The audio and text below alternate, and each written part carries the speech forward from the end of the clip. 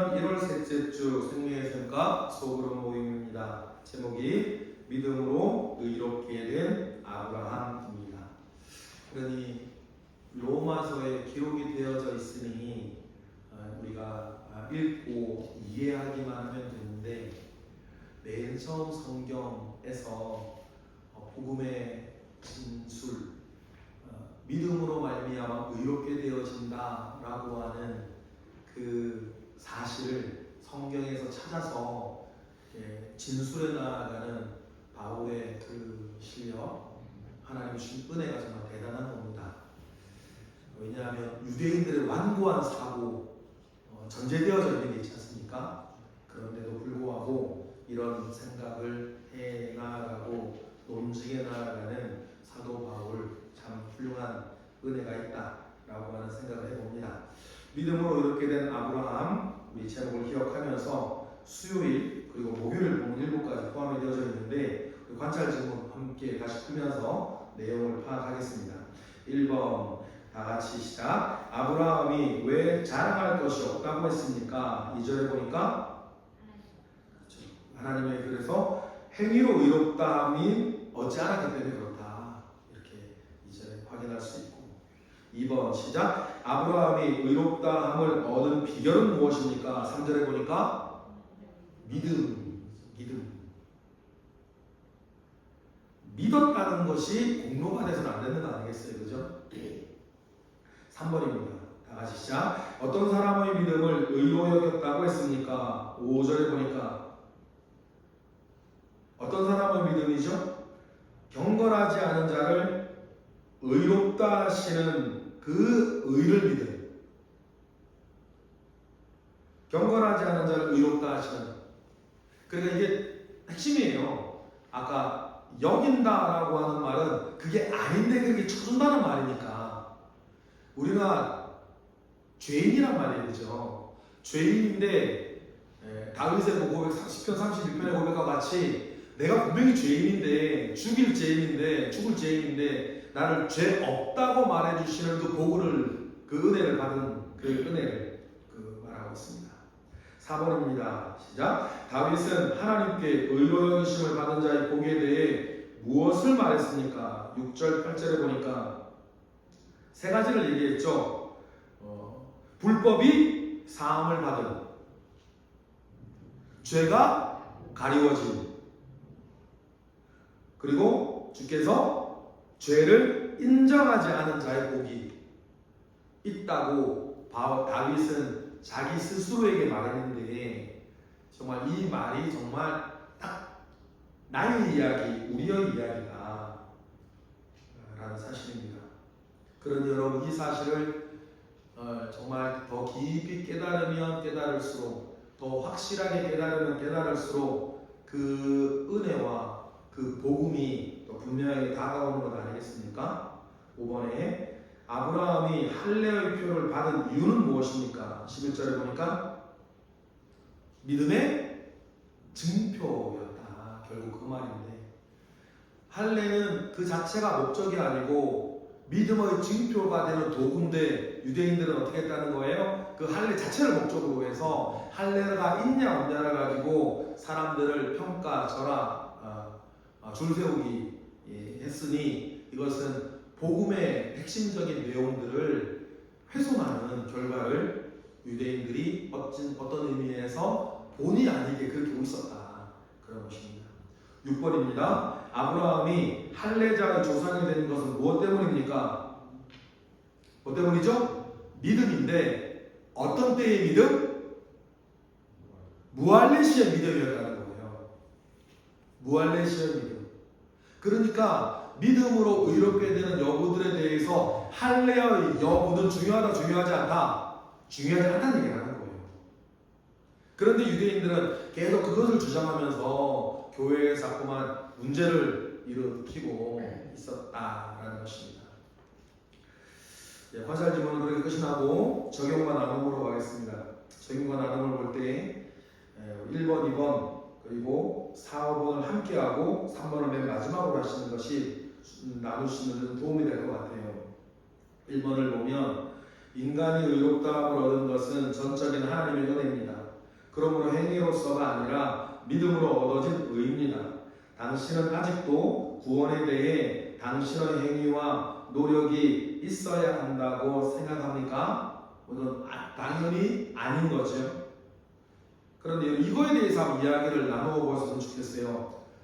그렇게 우리가 대답을 하고 알고 있음에도 불구하고 여전히 착하게 살아야 천국을 간다라고 하는 의식이요, 교회 밖의 사람들은 말할 것도 없고 교회 안에도 그 의식 뿌리 깊이 있어요.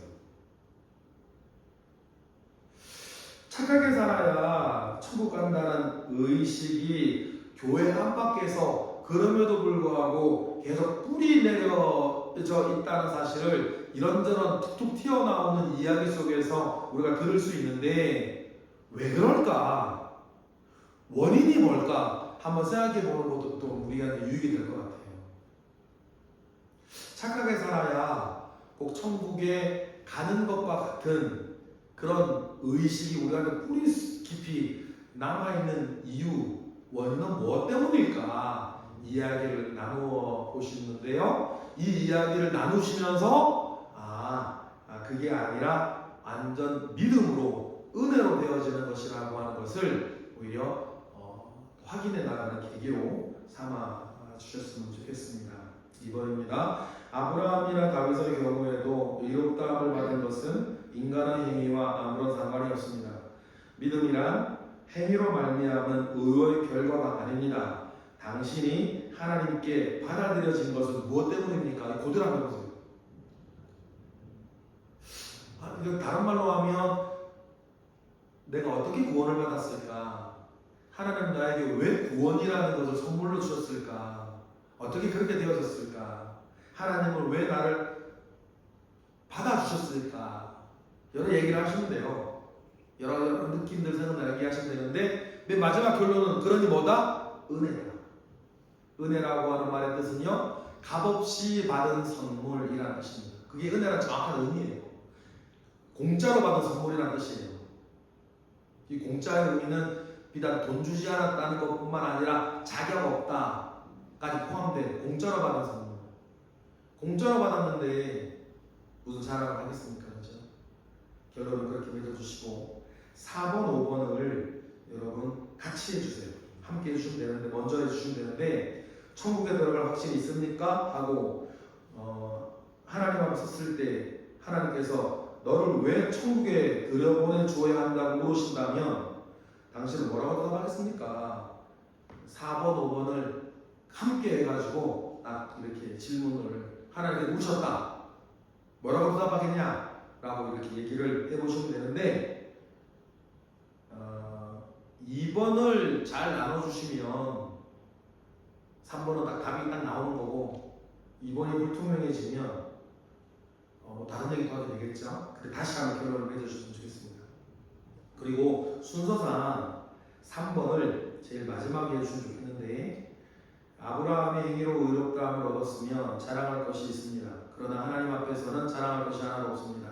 왜냐하면 하나님이 하나님을 믿음에 의롭다함을 받았다고 성경이 가르치고 있기 때문입니다. 어떤 선한 일을 행하고 하나님 앞에서나 교회 앞에서 당신의 공로인 양 자랑하는 것은 없습니까? 이런 부분들인데, 이런 걸 좀 세분하게 좀 나누어 보면, 내 공로인 양 자랑했던 것은 없었냐? 요것도 한번 나눴으면 좋고, 두 번째 이거예요. 나만 하는 것 같다 약속한 적이 있었냐? 나만 헌신하는 것 같고, 나만 봉사하는 것 같고, 그런 마음 때문에 약속한 적은 없었냐? 세 번째, 마지막에 이렇게, 그리고 알아주지 않는 것 같아서 섭섭한 적은 없었냐? 뭐 이런 거. 이 세 가지로 나누어서 여러분 은혜 나누시면 좋을 것 같아요. 내 공로이냐? 자랑한 적은 없었냐? 나만 하는 것 같아서 약속한 적은 없었냐? 다른 사람들이 인정해주고 알아주지 않아서 섭섭한 적은 없었냐? 교회 생활하면서 그런 부분들에 대해서 나누어 보시고요. 결론은 이렇게 맺어주세요. 고린도전서 3장 10절부터 15절로 그냥 맺어주시면 되는데 부연 설명하실 필요는 없고 고린도전서 3장 10절부터 15절을 읽으시면 우리가 이런 은혜 가운데에 있어야겠다, 여러분 당연히 느끼게 되실 것 같습니다. 우리의 교회 생활을 더 편안하고 안전하고 은혜롭게 하는 데에 좋은 나눔이 될 것 같습니다. 그 은혜 위에서 승리하는 각 구역, 목장, 소그룹들이 되기를 바랍니다. 기도하겠습니다. 감사합니다. 주님, 크신 은혜와 능력이 우리 가운데 있습니다. 내 능력이 아니었습니다. 주님이 주신 은혜였습니다. 그 은혜 위에서 하나님 아버지 앞에 감사와 영광을 올려드립니다. 하나님, 모든 것으로 인해서 하나님께 감사드리며 예수 그리스도의 이름으로 기도드렸나이다. 아멘. 네, 수고하셨습니다.